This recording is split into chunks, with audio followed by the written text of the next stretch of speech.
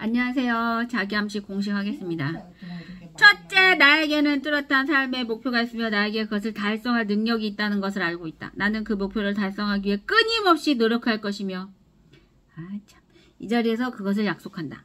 둘째, 나는 내 마음을 지배하고 있는 생각들이 언젠가 외부적인 행동으로 표출되어 눈앞에 현실로 나타날 것임을 알고 있다. 따라서 나는 날마다 30분씩 장차 내가 되고자 하는 사람을 생각하는 일에 내 생각을 집중시킬 것이며 그럼으로써 내 마음속에 그 사람의 모습이 뚜렷이 그려지도록 할 것이다. 셋째, 나는 자기암시의 원칙을 통해 마음속에 내재된 모든 욕망을 달성해줄 표현수단을 찾게 될 것임을 확신한다. 그러므로 나는 날마다 10분씩 나 자신에게 자신감을 갖도록 요구할 것이다. 넷째, 나는 내 삶의 주된 목표를 종이에 분명하게 적었으며 그것을 달성할 자신감이 생길 때까지 도전을 멈추지 않을 것이다. 다섯째, 나는 어떠한 재산이나 지위도 진실과 정의에 기초하지 않으면 오래 지속될 수 없다는 것을 잘 알고 있으며 성공에 영향을 주지 않는 어떠한 행동도 하지 않을 것이다. 나는 나의 힘과 나를 도와줄 다른 사람들의 힘을 나에게 끌어들임으로써 성공할 것이다. 또한 나는 기꺼이 다른 사람들을 위해 일할 의사가 있으므로 그들에게도 나를 위해 일하도록 설득할 것이다. 나는 다른 사람들을 향한 부정적인 태도가 나에게 결코 성공을 가져다 주지 않는다는 것을 알기 때문에 모든 사람들에 대한 사랑을 키움으로써 내 속의 모든 증오와 시기, 부러움, 이기심과 냉소를 없앨 것이다. 나는 이 공식을 따르기로 설명하고 이것을 암기하며 신념 속에서 하루에 한 번씩 큰 소리로 읽을 것이다. 그러면 이것은 점점 내 생각과 행동에 영향을 주어 나는 자신감 있고 성공적인 사람이 될 것이다. 성공 비결의 6단계. 제1단계. 자신이 벌고자 하는 금액을 한 푼도 어김없이 정확하게 머릿속에 주입시켜라. 막연히 돈을 많이 갖고 싶다라는 단순한 소망만으로는 절대로 아무것도 가질 수 없다. 자신이 원하는 돈의 액수를 정확히 파악하여 늘 염두에 두고 있어야 한다. 제2단계, 목표라는 돈을 벌기 위해 어떠한 대가를 치르거나 희생도 감내할 수 있는지 확실히 결정한다. 제3단계, 자신이 목표라는 금액의 돈을 정확히 언제 달성할 것인지 그 구체적인 날짜를 설정한다. 제4단계, 목표 달성을 위한 구체적인 계획을 세워 즉시 행동으로 옮긴다. 이때 실천 준비가 여의치 않아도 상관없다. 당장 계획을 실천에 옮기는 것이 가장 중요하다. 제5단계, 자신이 목표로 하는 정확한 금액, 구체적인 목표 달성 날짜, 목표 달성을 위해 기꺼이 감내할 수 있는 희생, 구체적인 실천 계획 등을 간결하고 명확한 글로 정리하여 항상 볼 수 있는 곳에 둔다. 제6단계, 그 메모를 매일 잠자리에 들기 직전과 아침에 일어난 직후 등 하루에 최소한 2번 이상 큰 소리로 읽으며 성공 의지를 불태운다. 자신의 꿈이 담긴 메모를 읽으며 자신이 설정한 목표가 이미 달성됐다고 생각해야 하면 물론이고 굳게 확신해야 한다. 부자가 되기 위해서는 위에 6단계에 기술된 모든 사항을 철저히 이행해야 한다. 그 중에서도 특히 제6단계의 준수사항이 가장 중요하다. 사실 아직 목표라는 돈도 벌지 못했는데 이미 성취한 것처럼 생각하고 행동하라는 주문은 말도 안 된다고 불평할지도 모른다. 하지만 바로 여기서 가슴속에 뜨거운 열망이 대두될 필요성이 있는 것이다. 이것이 앤드류 카네기와 토마스 에디슨이 적극 지지하고 주창했다는 사실이랍니다. 이제 거의 다 읽어갑니다. 요만큼만 읽으면 드디어 AI 사피엔스. 어제 갑자기 전화가 들어오는 바람에 읽다가 끊겼어요. 그래서 어디까지 읽었는지는 잘 모르지만 훈민정음도 팬덤과 엮인다. 책은 전 세계 한글 열풍이 심심치 않다. 한글 창제는 인류사의 유일한 사건이며 너무나 과학적이고 또 아름답게까지 하다는 찬사가 이어진다. 그런데 앞서 언급했듯 세종대왕의 한글 창제 스토리에도 아주 깊은 배려의 정신이 담겨있다. 어리석은 백성들이 누구나 지식을 배울 수 있도록 문자를 만든 것이다. 교육의 전통도 무시할 수 없다. 교육에 대한 열정은 한국인의 가장 큰 자산이다. 이미 1398년 조선 왕조 건국과 거의 동시에 성균관을 설립해 국가 인재 양성의 근간으로 삼았고 누구나 과거 시험을 통해 국가의 고위 공직자로 나아갈 수 있는 인재 선발 시스템을 활용했다. 그러니 모든 국민에게 열심히 공부하면 성공한다는 생각이 각인되었다. 교육 내용의 근간은 유학인데 요즘 표현으로는 휴머니티이다. 지금도 성균관대의 교시는 인의 예지이다. 600년이 넘는 세월 동안 우리는 교육의 근간이 어진 인성, 의로움, 겸손한 예의, 그리고 마지막으로는 지식이라고 믿고 실천해온 것이다. 왜 사소한 생활범죄조차 모두가 부끄럽게 여기는지 이해가 되는 대목이다. 성균관대 교정 앞에 626년을 당당하게 서 있는 명륜당은 자식 교육에 대한 한국인의 열정이 얼마나 강렬했는지 또 단 한 번도 포기한 적이 없을 만큼 얼마나 간절했는지를 증명하는 귀중한 역사적 자산이다. 삼성전자가 세계 최고의 반도체 기업이 되어 세상을 깜짝 놀라게 할 출발점도 이병철 회장의 인재 제일 경영 철학이다. 열심히 공부하는 DNA가 이룬 기적이라는 것이다. 우리는 스스로 지나친 교육열을 문제라고 이야기한다. 일견 맞는 말이다. 그래서 아이들이 너무 힘든 나라이기도 하다. 물론 잘못된 방식은 고쳐야 한다. 하지만 즐거운 공부는 마음껏 할 수 있도록 응원해야 한다. 공부에 대한 열정은 잘 승화시켜야 할 우리의 귀중한 자산이자 수천 년이 지나도록 한 번도 포기한 적 없는 대한민국 발전의 가장 큰 에너지원이다. 이렇게 수천 년에 걸쳐 쌓인 대한민국의 인문학적 자산들이 서로 얽히고 설켜 메타 세상을 만난 지금 거대한 팬덤으로 거듭나는 중이다. 어떤가? 그럴듯해 보이나? 물론 어찌 보면 근거도 없이 다 갖다 붙인 잡설이라고 할 수도 있다. 실제로 이 모든 정황을 서로 시킬 만한 이론적 근거도 학문학적인 깊이도 나한테는 없다. 하지만 분명한 것은 데이터로 드러나는 놀라운 현실 세계의 팬덤이다. 이걸 설명하고 근거를 찾아내고 이론적으로 정리하는 일이 우리 세대가 풀어야 할 숙제이다. 원인 없는 결과는 없다. 잘 모르겠다면 스토리로 만들어내야 된다. 선진국들이 늘 하던 방식이다. 섹스피어도 왕자의 게임도 로마의 역사도 그렇게 스토리로 채워졌다. 우리도 할 수 있다. 세계인 모두가 궁금해한다면 말이다. 이렇게들 전 세계가 대한민국을 궁금해하는데 뭔가 해야 하지 않을까? 지금까지 우리는 선진국의 학문을 이해하고 학습하고 분석하며 그들이 발전할 수 있었던 원인이 무엇인지를 연구해왔다. 대학의 학과들을 봐도 금방 알 수 있다. 그런데 지난 20년간 서구 문명의 본산이라는 자부심의 대륙 유럽은 빠르게 퇴보하고 있으며 아시아의 유럽이라던 일본도 쇠퇴의 기운이 역력하다. 디지털 경제에서는 미국과 중국의 패권 다툼이 치열하고 그 중심에서 모든 것을 건 AI 전쟁이 진행 중이다. 특이한 현상 중 하나는 대한민국이 그 틈새에 끼어 핍박을 받는 와중에도 제조업에서 제법 강력한 경쟁력을 갖추고 있고 디지털 문명의 권력이라는 문화적 팬덤도 세계 최고 수준으로 보유하고 있다는 점이다.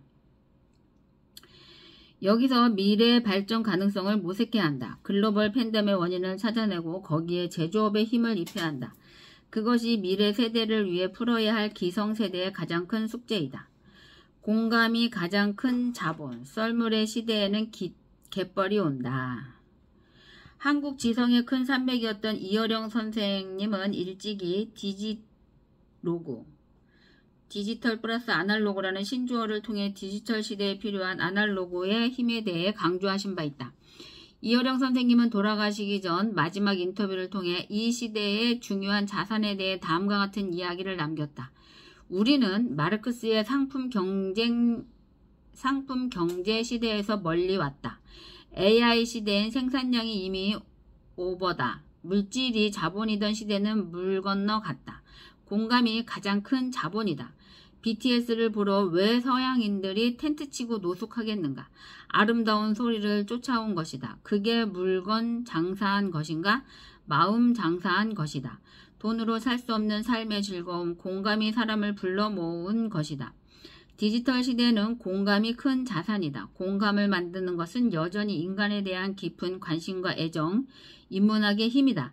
대한민국을 대표하는 인문학적 이어령 선생님의 해안은 미래에 대한 이야기로 이어진다. 대한민국의 미래는 어떨지에 대한 질문에 이렇게 답하신다. 지금은 밀물의 시대에서 썰물의 시대로 가고 있다. 이 시대가 좋든 싫든 한국인은 지금 대단히 자유롭고 풍요하게 살고 있다. 만조라고 할까? 그런데 역사는 썰물과 밀물을 반복한다. 세계는 지금 전부 썰물 때지만 썰물이라고 절망해서도 안 된다. 갯벌이 생기니까 어쩌면 우리가 느끼고 있는 두려움을 이미 잘 알고 계신 듯하다. 우리는 디지털 문명의 전환도 AI의 확산도 모두 규제를 통해 막아서야 한다고 믿고 있다. 지금 가진 것들을 잃어버릴까 두려운 것이다. 밀물이 들어와 가득한 풍요로움을 썰물 없이 지켜내고 싶은 것이다. 그런데 우리 사회가 보여주는 시그널은 사실 어둡다. 썰물의 시그널이라고 할 수 있다. 행복한 마음은 점차 줄어들고 미래에 대한 걱정이 점점 커진다. 청년 세대는 특히 과거와 달리 미래에 더 잘 될 것이라는 확신도 갖지 못하고 출산율은 세계 최저고 미래에 대한 불안감이 얼마나 심각한지 보여주는 데이터이다. 그래서 이어령 선생님 말씀처럼 썰물의 시대라고 할 수 있다. 사실 썰물은 막을 수 없는 현상이다. 그런데 이 현자께서는 절망하지 말라고 한다. 썰물이 나가고 나면 갯벌이 생기기 때문이다. 어쩌면 예상하지 못했던 새로운 생명의 터전이 만들어진다는 것이다. 밀물이 주었던 풍요로움에 익숙했던 사람들에게는 텅 빈 바다가 두려울 수 있지만 우리는 새로운 생명의 땅 갯벌에서 또 다른 가능성을 볼 수 있다. 그동안 물에 잠겨있어 생각하지 못했던 새로운 기회와 가능성이 어쩌면 메타 세상이 만들어준 갯벌이 아닐까 생각해본다. 신대륙이 생기면 그곳을 개척한 이들이 큰 기회를 잡는다. 우리가 축적했던 인문학의 에너지로 공감이라는 큰 자산을 키우고 이 새로운 대륙, 메타 세상의 갯벌에서 기회를 찾는다면 새롭고 풍성한 희망의 생태계를 세울 수 있지 않을까 꿈꿔본다. 이래저래 새로운 도전이 필요한 시기다. 공부를 하면 지치지 않는 우리에게 분명히 기회가 있다고 나는 굳게 믿는다. 세계인을 공감하게 하는 인문학의 힘이 있다면 메타 세상의 갯벌은 또 다른 기회가 될 것이다. 권력을 쥔 메타 소비자 기업의 ESG를 요구하다.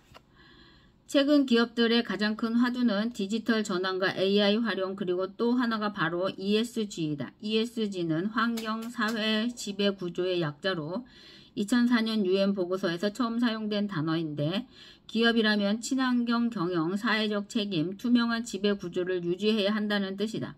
2020년 1월 세계 최대 자산 운용사 블랙록의 CEO 레리 핑크가 투자자들과 기업 CEO들에게 보낸 서한에서 앞으로의 기업의 지속 가능성을 투자 결정에 중요한 기준으로 삼겠다라고 선언했는데 그것이 바로 ESG를 강조하는 사회 분위기를 대변했다고 볼 수 있다. 세계 최고의 투자회사가 앞으로 인류의 지속 가능성에 기여하지 않는 기업에게는 투자하지 않겠다고 했으니 기업들은 무조건 따를 수밖에 없게 된 것이다.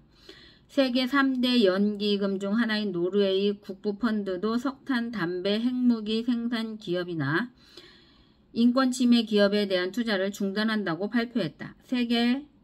역시 세계 3대 연기금 중 하나인 우리나라 국민연금공단도 22년 말까지 ESG 관련 기업에 대한 투자를 전체 기금의 50%까지 확대하겠다고 밝혔다. 이러니 기업들에게는 발등에 불이 떨어진 것이다.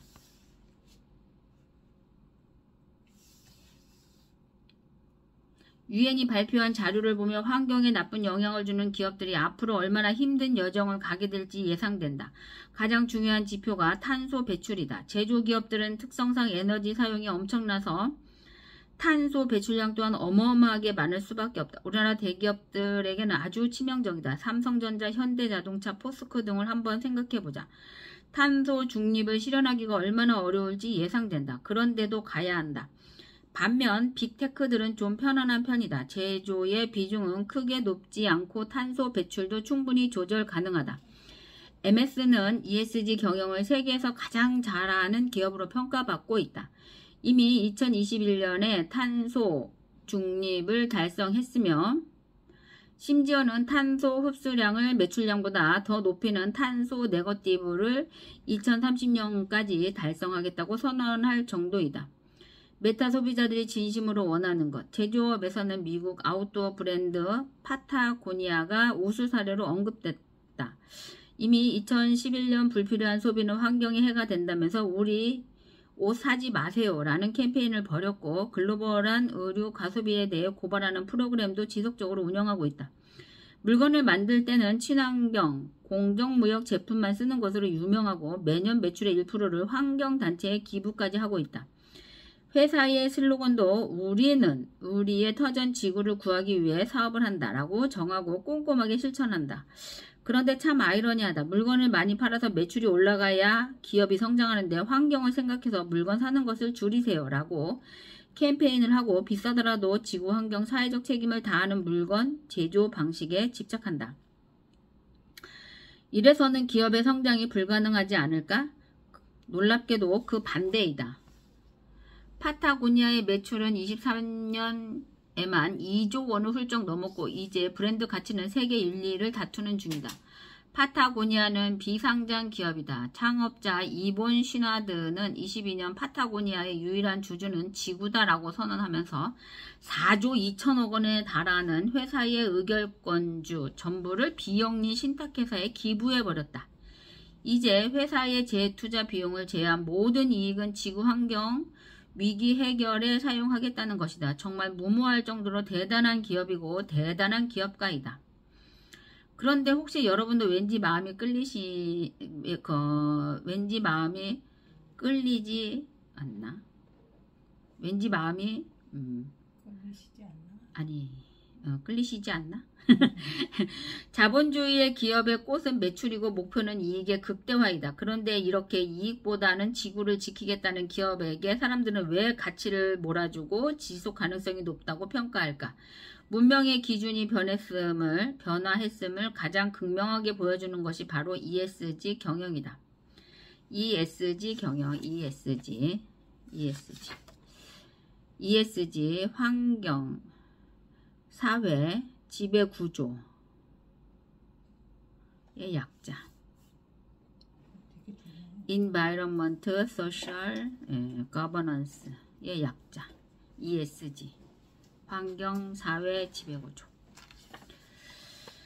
디지털 문명의 주인인 메타 세상의 소비자들은 환경에 대한 관심이 지대하다. 기업이 탄소를 많이 배출하거나 환경을 파괴한다면 모두가 감시자로 나서서 불매운동을 벌이고 자본의 투자를 막는다. 물론 아직도 갈 길은 멀다고 한다.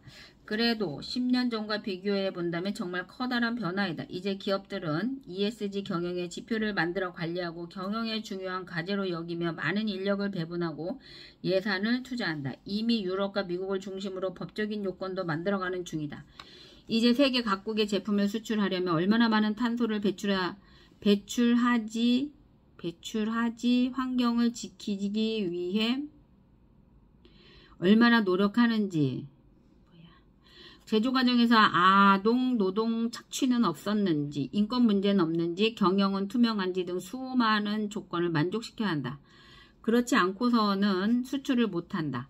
우리나라 수출 주도의 대기업들은 이러한 요건들을 맞추기 위해 이미 전담 조직을 구축하고 수년간 바꿔야 할 지표들을 꼼꼼히 챙기며 경영 방식을 바꿔가고 있다. 물론 쉽지 않은 일이다. 여기서도 오래된 개도국의 관성이 변화를 어렵게 한다. 기업이 환경 걱정하다가 언제 돈 버냐? 사회에 기여하려면 기업하냐? 돈 벌려고 하지.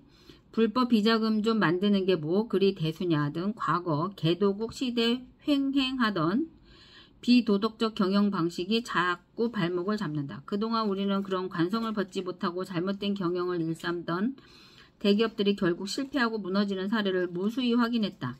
꼭 대기업만이 아니다. 이제는 어떤 기업도 비도덕적인 경영을 지속할 수 없다. 기업뿐만 아니라 고위공직자든 스포츠 스타든 연예인이든 불법적인 일은 물론이고 갑질, 학교폭력 등 비도덕적 행동을 하면 그 자리를 지킬 수 없는 시대이다.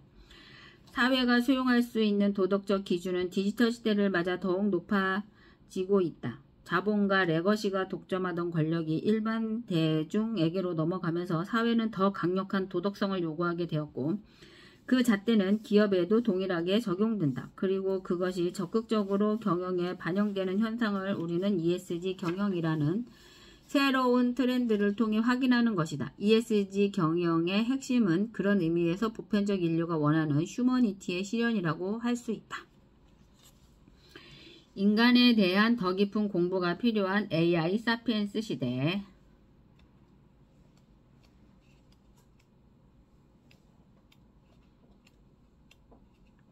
한 15페이지만 읽으면 드디어 이 두꺼운 책을 다 읽습니다.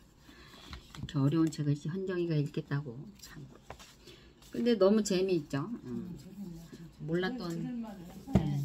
몰랐던. 그리고 이제 오늘 회사가 또 발표한 게 새로 하나 있었습니다. 제가 유튜브 동영상을 찍지 않으면 저도 거의 이런 기사를 읽어볼 일이 별로 없을 것입니다. 뭔 내용인지 한번 일단은 살펴보도록 하겠습니다. 에너지 경제에 난 기사고요. 우리 RWA 노바가 와치X와 전략적 파트너십을 체결했다. 에너지 경제신문 10월 11일에 난 기사인데요. 지난주 금요일에 난 기사를 나는 오늘 처음 보지. 글로벌 실물 자산 플랫폼인 RWA 노바가 세계 최초의 블록체인 스마트워치 및 웨어러블 디바이스 웹3 플랫폼 와치X와 전략적 파트너십을 체결했다고 12일 밝혔다. RWA 노바는 실물 자산의 디지털 토큰화 기술을 전문으로 하는 기업으로 다양한 자산을 블록체인 기술을 통해 토큰화하여 새로운 형태의 자산거래 환경을 제공하고 있다. 와치X는 AI와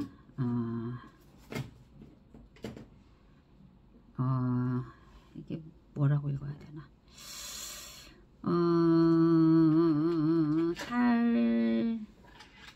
피지컬. 뭐 영어를 워낙 모르니까 일단은 이거 넘어가고요. 기술을 기반으로 한 웹 3.0 스마트워치로 사용자가 데이터 주권을 행사할 수 있도록 지원하며 블록체인 인센티브를 통해 사용자 참여를 촉진하는 웨어러블 디바이스이다.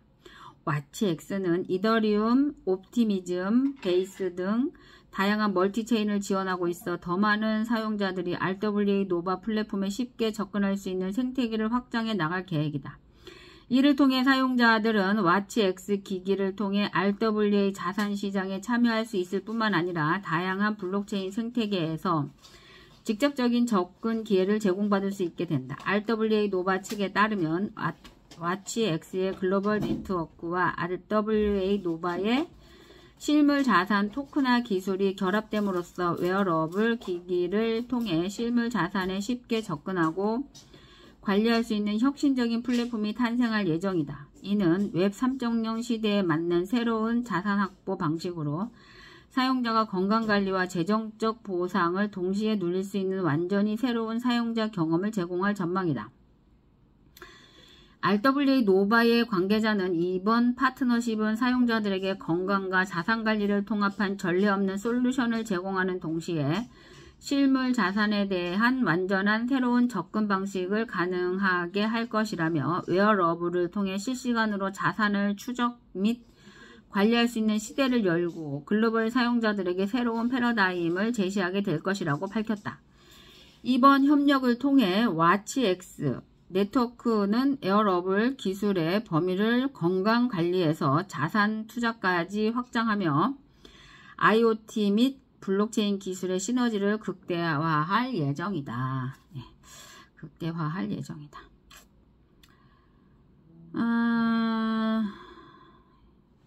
DPIN.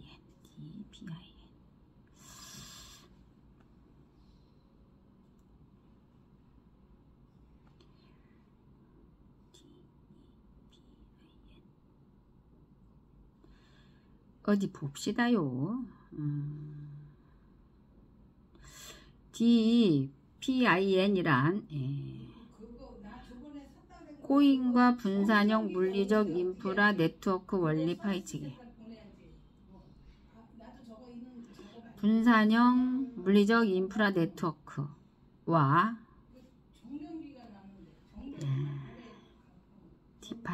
디파이와 블록체인 기술의 세계에서도 비교적 새로운 개념이다. 분산형 물리적 인프라 네트워크. 분산형 물리적 인프라 네트워크. 네.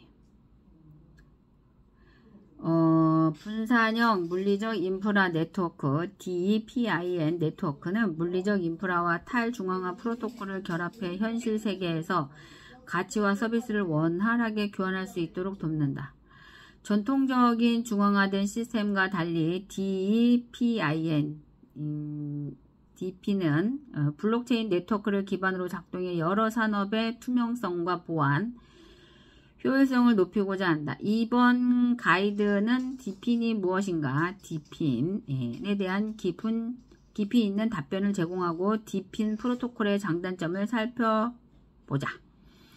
분산형 물리적 인프라 네트워크란 분산형 물리적 인프라 네트워크 코인은 분산형 물리적 인프라 네트워크로 물리적 하드웨어를 관리하고 운영하는데 블록체인 기술을 활용한다. 커뮤니티는 토큰 인센티브로 동기를 부여받아 협업하고 솔루션 개발에 기여한다. DP는 스마트 컨트랙트 탈중앙화 애플리케이션 DApps 그리고 분산 장부 기술을 사용해 처리 과정을 자동화하고 트랜잭션을 검증하며 네트워크 참여 간 투명성과 신뢰를 보장한다.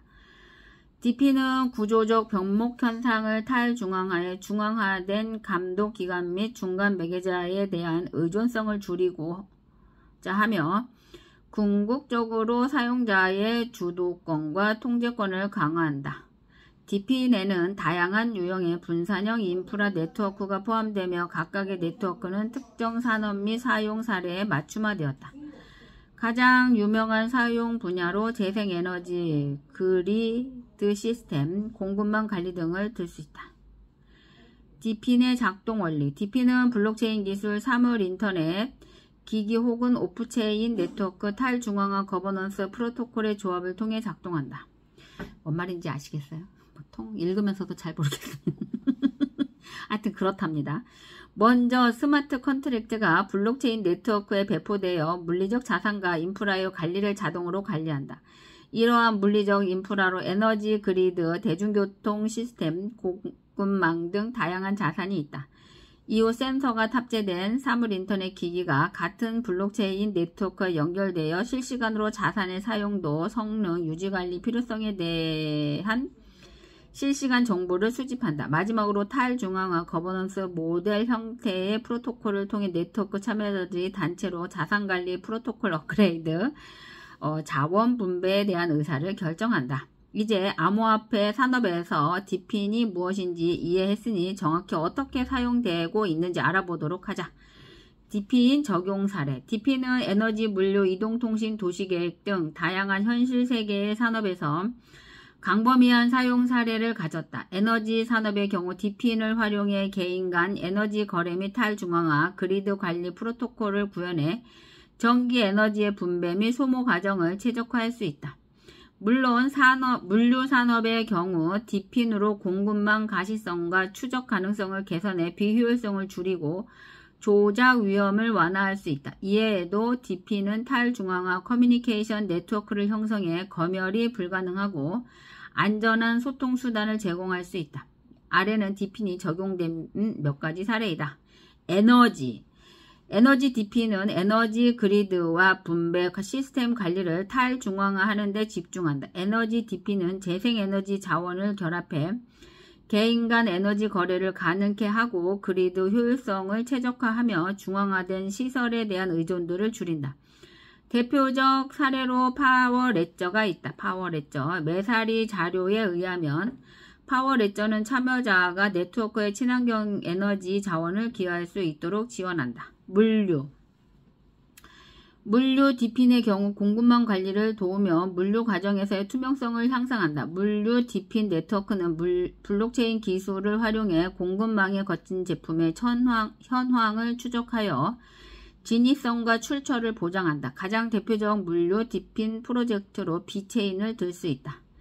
데이터 스토리지 및 컴퓨팅. DP는 탈중앙화 데이터 스토리지 및 컴퓨팅 네트워크 분야까지 확장되었다. 파일코인 같은 프로젝트는 사용자가 미사용 스토리지 공간이나 컴퓨터 파워를 대여하고 보상으로 토큰을 받을 수 있다고 한다.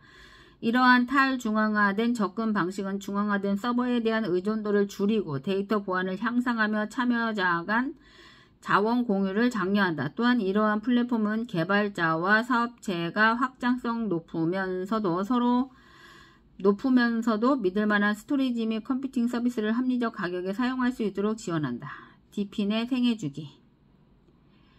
디핀 생애주기는 탈중앙화된 물리적 및 디지털 인프라 네트워크의 생애주기를 아우른다. 참여 동기부여부터 초기 배포 그리고 지속적 유지까지 모든 과정을 의미한다. 다음으로 단계별 디핀 생애주기를 살펴보자.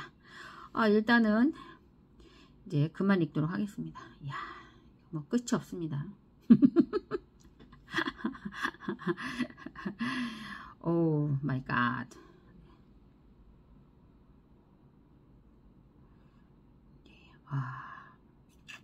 개인적으로 관심 있는 분은 읽어보시기 바랍니다.